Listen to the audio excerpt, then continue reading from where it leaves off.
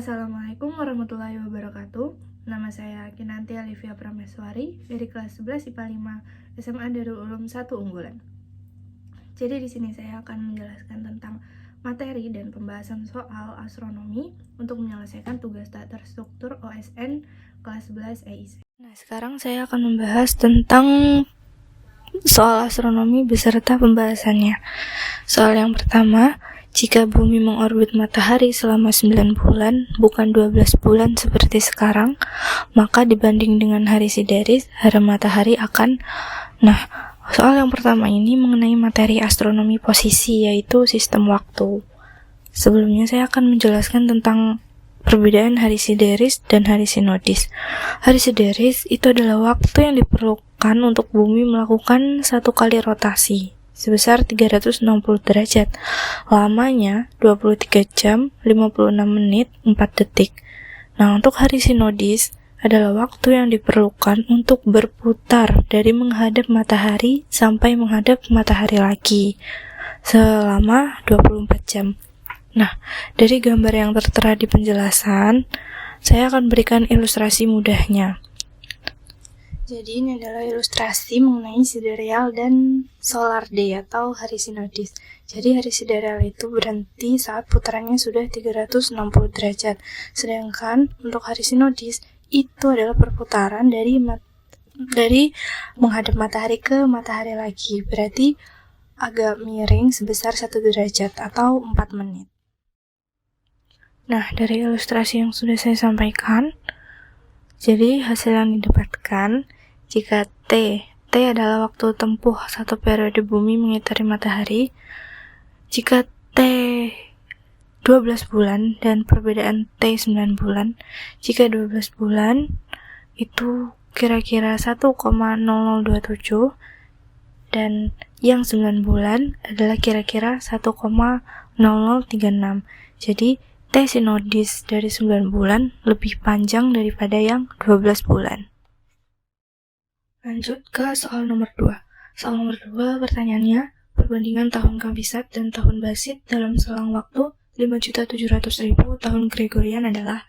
Nah, soal ini mengenai materi sistem waktu, yaitu tentang sistem kalender. Pertama, saya akan menjelaskan mengenai sistem kalender Masehi.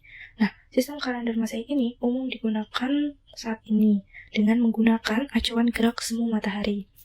Sejak kalender Masehi mulai digunakan, terdapat 2 aturan yang pernah berlaku, yaitu yang pertama, kalender Julian. Kalender Julian ini terdiri dari 365 hari untuk tahun Basit dan 366 hari untuk tahun Kabisat untuk setiap 1 tahunnya.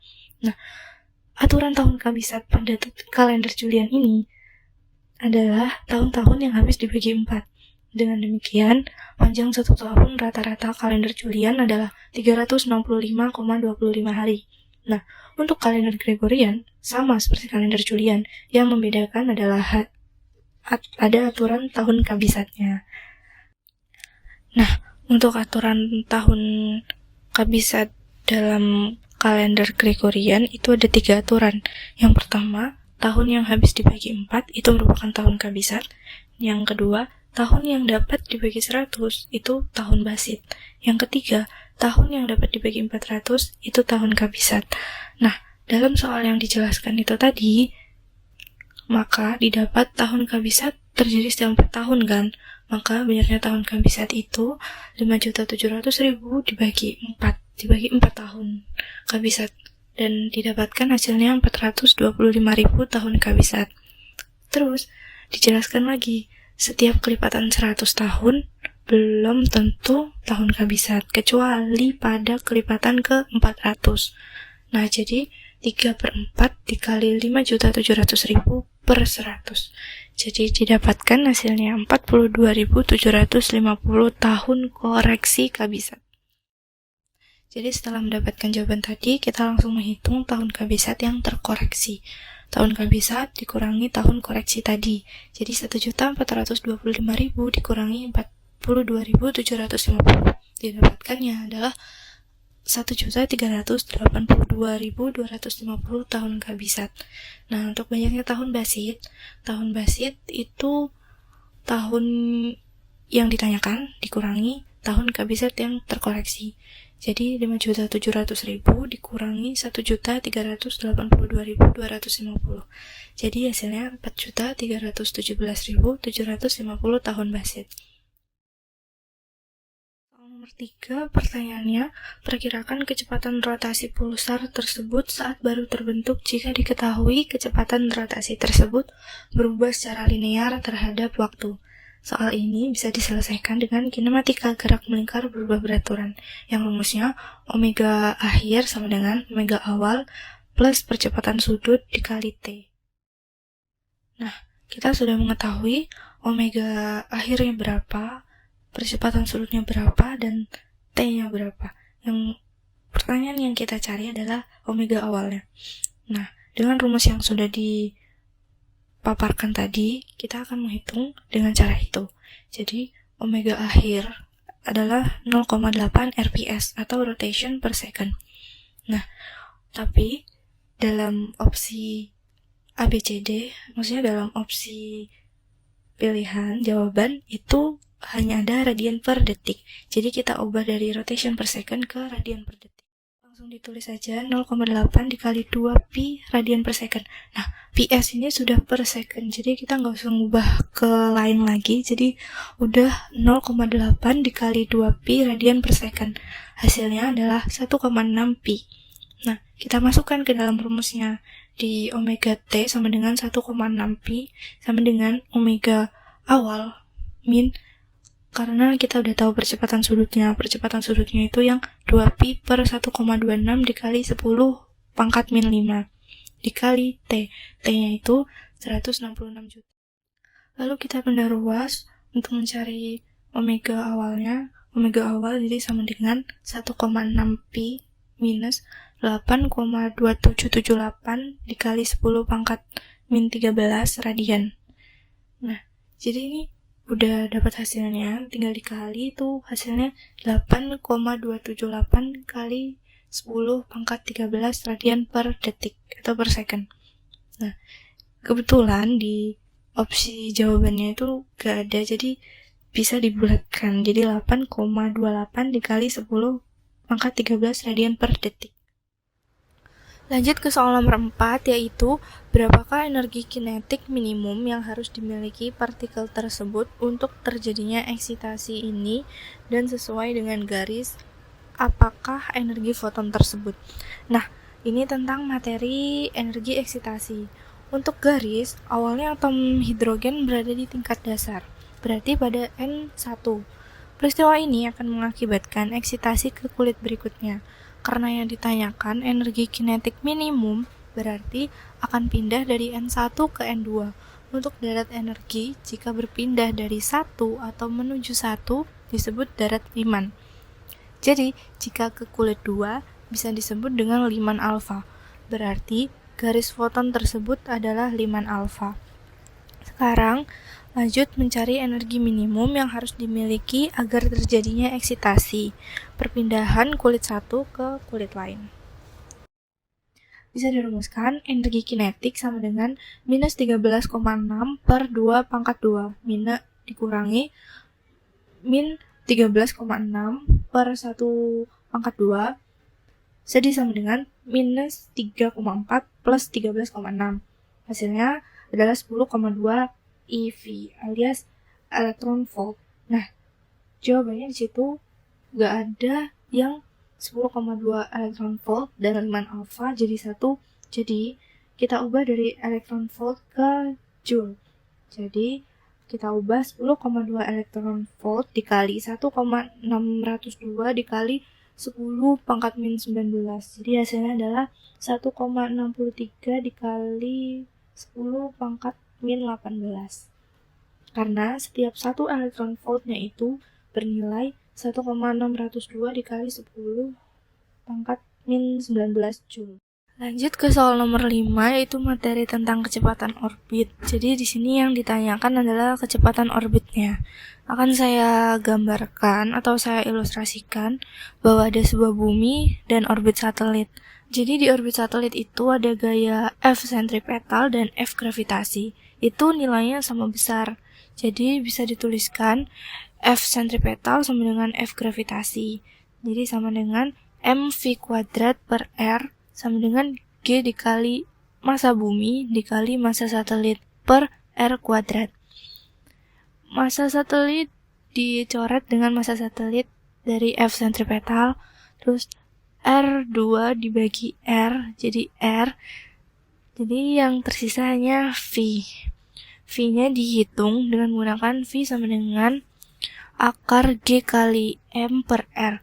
Dengan keterangan G itu konstanta gravitasi, M itu massa planet bumi, dan R ketinggian.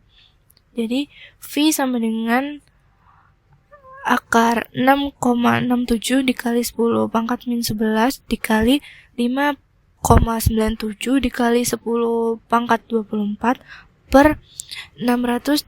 Nah, kebetulan R-nya ini masih dalam kilometer. Kita ubah ke meter. Jadi 6.378 ditambah 200 dikali 10 pangkat 3. Dengan 6.378 ini itu adalah jari-jari bumi. Dia dapatkanlah hasil V sama dengan 7.780,4 meter per second. Atau bisa disebut juga V kira-kira 7,8 km per second. Soal nomor 6 yang ditanyakan adalah berapakah F dalam sentimeter. Ini merupakan materi focal of convergent lens. Di sini dijelaskan bahwa sebuah lensa konvergen dengan panjang fokus F. Nah, lensa konvergen itu apa sih? Jadi lensa konvergen itu adalah lensa cembung atau lensa plus yang sifatnya konvergen atau mengumpulkan cahaya. Di soal ini ditanyakan berapakah F dalam sentimeter. F dalam sentimeter bisa ditulis dengan rumus 1 per F sama dengan 1 per S ditambah 1 per S aksen. Kita kasih keterangannya dulu. F itu adalah fokus lensa, S itu jarak benda, dan S aksen itu jarak bayangan benda. Kita udah tahu jarak bendanya itu adalah 10 meter, diubah ke sentimeter jadi 1000 cm. Nah, dan jarak bayangan bendanya itu sama dengan 10 cm. Jadi kita masukin aja ke dalam rumus yang udah kita tulis tadi. Jadi hasilnya 1 per F sama dengan 1 per 1000 plus 1 per 10. 1 per F sama dengan 1 plus 100 per 1000. Jadi hasilnya 1 per F sama dengan 101 per 1000. Hasil dari F sama dengan 1000 per 101 yang hasilnya nanti adalah 9,90 cm. Soal terakhir, bagi pengamat di dekat ekuator, kedudukan titik Aries tertinggi saat matahari terbenam akan berlangsung pada... Nah, materi ini tentang koordinat ekuator. Sebelumnya, saya akan jelaskan tentang definisi ekuator. Ekuator itu adalah titik khatulistiwa. Jadi, pergerakan bumi mengelilingi matahari dengan orbit yang tidak lurus. Sumbu rotasi bumi kita miring 23,5 derajat. Untuk titik Aries sendiri adalah titik potong antara ekliptika dan khatulistiwa langit. Posisi tertinggi Aries di langit adalah ketika di meridian pengamat itu adalah hour angle-nya 0 jam. Dan di dalam soal dituliskan untuk pengamat di ekuator, titik Aries saat itu tepat ada di zenit. Zenit itu titik tertinggi langit di atasnya kita. Jadi dari pengamat si ekuator, matahari terbenam saat sudut jamnya bernilai sekitar hour angle-nya 6 jam. Jadi kita tuliskan dengan rumus hour angle plus right ascension atau ascensio recta. Kita mencari right ascension-nya dari titik Aries itu. Jadi kita bisa tuliskan dengan rumus hour angle plus right ascension sama dengan local sidereal time. Local sidereal time itu adalah local time yang diukur dari Aries ke arah timur. Jadi kita tahu LST dan HA-nya. Jadi kita tulis, kita cantumkan untuk HA sama dengan 6 jam plus karena yang kita cari right ascension kita tetap pindahkan RA sama dengan LST-nya 0 jam. 0 jam itu dapat dari posisi tertinggi titik Aries di langit. Itu 0 jam. Nah, untuk mencari RA, kita pindahkan HA dari ruas kiri ke ruas kanan untuk menghitung RA. Jadi kita dapatkan min 6 jam. Min 6 jam itu bisa kita tuliskan juga 18 jam.